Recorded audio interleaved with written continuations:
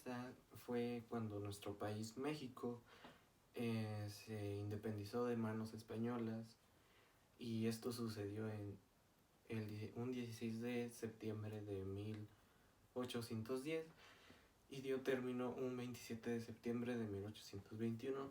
En este movimiento participaron muchos personajes, como por ejemplo José María Morelos y Pavón, Miguel Hidalgo y Costilla, José Ortiz de Domínguez, Ignacio Allende, entre muchos otros.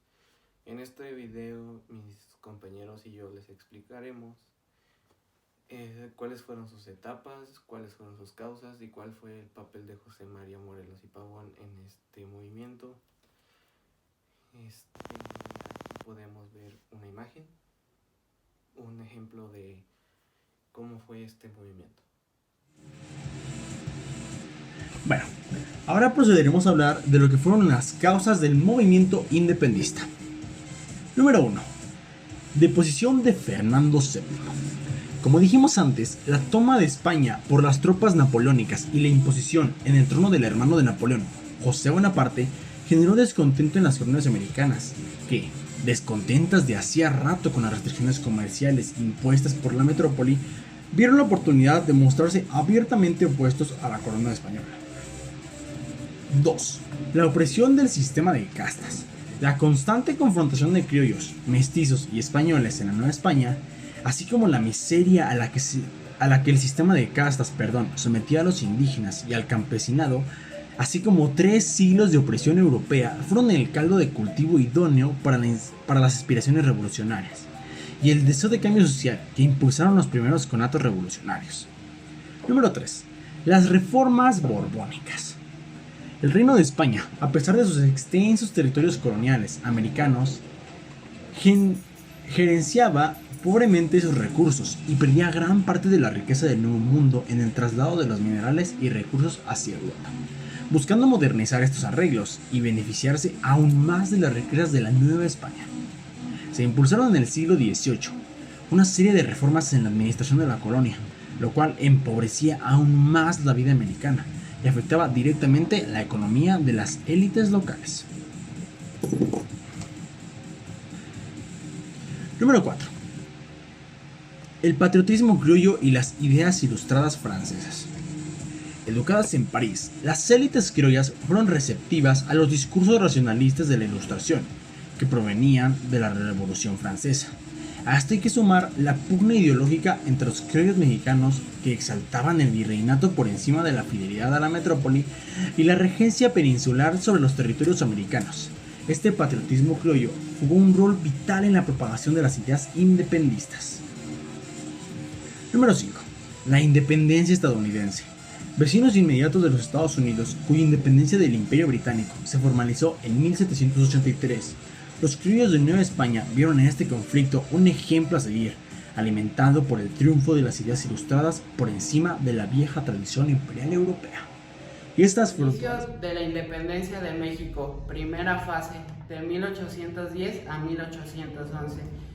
Esto tuvo como marco principal la expresión liberal, y esto significó que las revoluciones liberales de la última parte del siglo XVII empezaron a reflexionar acerca de las relaciones entre la España peninsular y el resto del imperio. En medio del contexto de la invasión napoleónica a España e inmediatamente después del intento fallido de levantarse en Valladolid, que esto sucedió en 1809, y en Querétaro en 1810, la lucha por la independencia de México estallaría así en 1810, llevada a cabo por el cura Miguel Hidalgo y Costilla. Él inició el movimiento llamando a los insurgentes en Dolores Hidalgo, a lo que todos le conocen como el Grito de Independencia. Desde ahí comenzaron las tácticas para tratar de independizarse en México. Los padres de la patria, como ya los conocemos, los más principales fueron Miguel Hidalgo y Costilla, José María Morelos y Pavón, José Ortiz de Domínguez, Vicente Guerrero, Juan Aldama, Francisco Javier de Mina, Leona Vicario y Agustín de Iturbide. Y esta primera fase terminaría con la ejecución o asesinato del padre de la patria, Miguel Hidalgo, Ignacio Allende y Juan de Grijalva.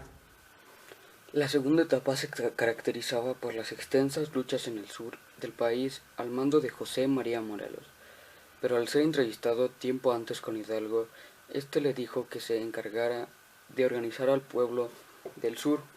Esta etapa se caracteriza por la organización y definición de este movimiento. Se le unieron los hermanos Juan, José y Hermenegildo Galeana, que contaban con mucha popularidad, tierras y conocimiento.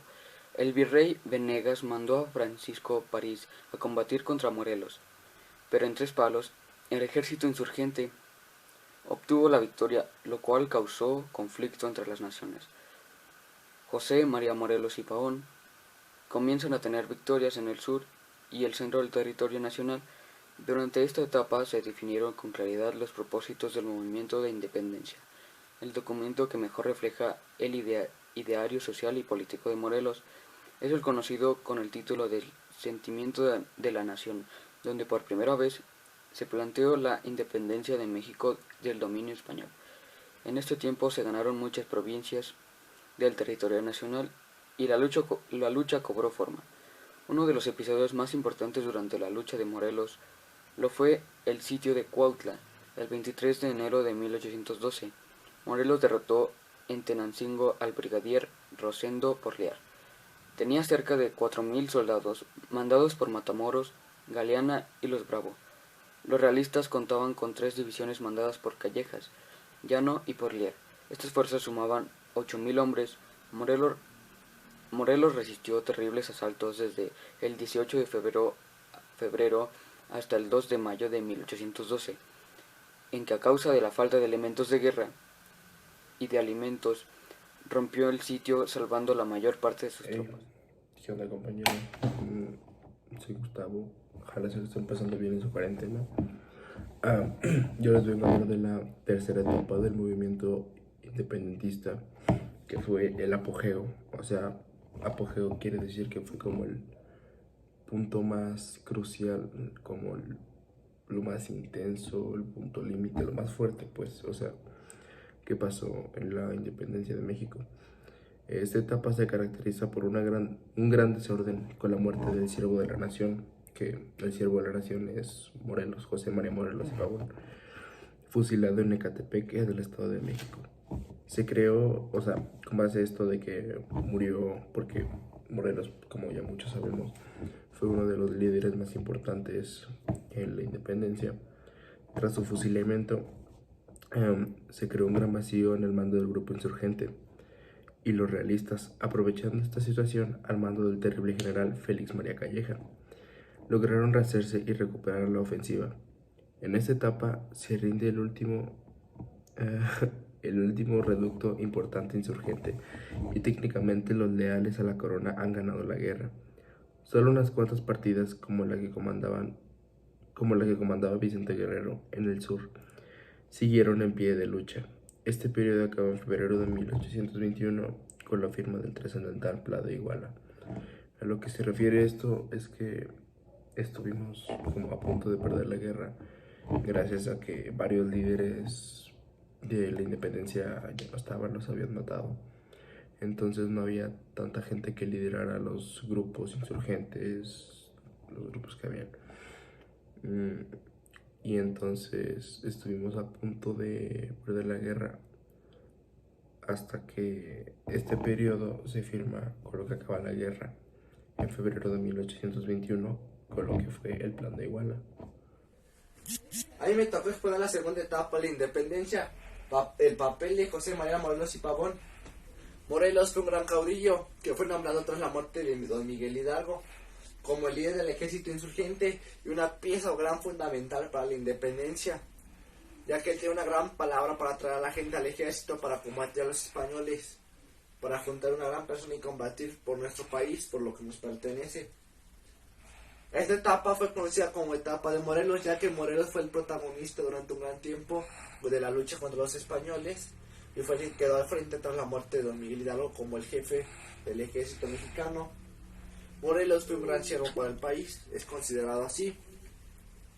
Gracias a su gran capacidad de juntar gente, de reclutarla, reclutó a Hermenegildo Galeana, brazo derecho de él, que lo trajo de Acapulco. Bueno, que allá fue encargado de Hermenegildo Galeana.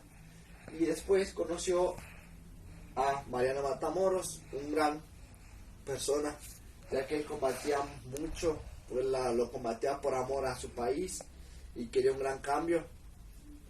Y después, este fue el brazo izquierdo de Morelos. Hermenegildo Galeana convenció a sus hermanos Juan y José Galeana, y a su familia se unió a este movimiento de Morelos. Después, Nicolás Bravo se unió a Morelos. También fue Guadalupe Victoria. Bravo trajo a toda su familia para combatir a los españoles, el ejército realista. Después, Morelos, entre 1811 y 1814, logró conquistar la mayor parte del sur del país y una parte del centro, gracias a su gran pelea y a su gran espíritu que tenía y a sus piezas fundamentales que contactó, ya que nombró a mariscal a Hermenegildo Galeana y a Mariano Matamoros, pero desafortunadamente los mataron y Morelos dijo que lo dejaron sin brazos porque no tenía que lo apoyaran. En 1814 Morelos hizo la Constitución de Apatzingán, una constitución donde expresó un texto que hizo el sentimiento de la nación, ya que no deberá haber ningún extranjero en nuestro país para ese tiempo, y declaraba a México como un país independiente de cualquier país extranjero. También esta Constitución de Apatzingán hizo que se hicieran los tres poderes que actualmente conocemos: legislativo, ejecutivo y judicial. Y también estableció aquí como la religión católica como la única que se tenía que practicar en México, y que la educación tenía que ser gratuita. Pero esto no fue muy tomado en cuenta la Constitución hasta después, en otros años. Su principal enemigo fue el virrey Callejas, ya que a Morelos lo quería muerto. Y Morelos, desafortunadamente, en 1814 perdió una pelea en Valladolid contra los españoles y fue capturado y enviado a Ecatepec, a San Cristóbal de Ecatepec, en 1815, donde fue ejecutado de una fusilación, o sea, fue fusilado. Por lo que cabe resaltar en esta segunda etapa, la etapa de Morelos, es que juntó un gran ejército de mexicanos para combatir a los españoles. Juntaba hasta 4,000 mexicanos para combatir a los españoles al mismo número. O sea, una gran cantidad de gente con gran valor que siguió al general Morelos, ya que él era un general, un experto en las tácticas. Y por eso esta es la etapa de Morelos, ya que Morelos fue una principal figura en esta y una gran influencia para todos los personajes principales que surgieron después en la independencia. Y la etapa se culmina por su muerte. Y ya.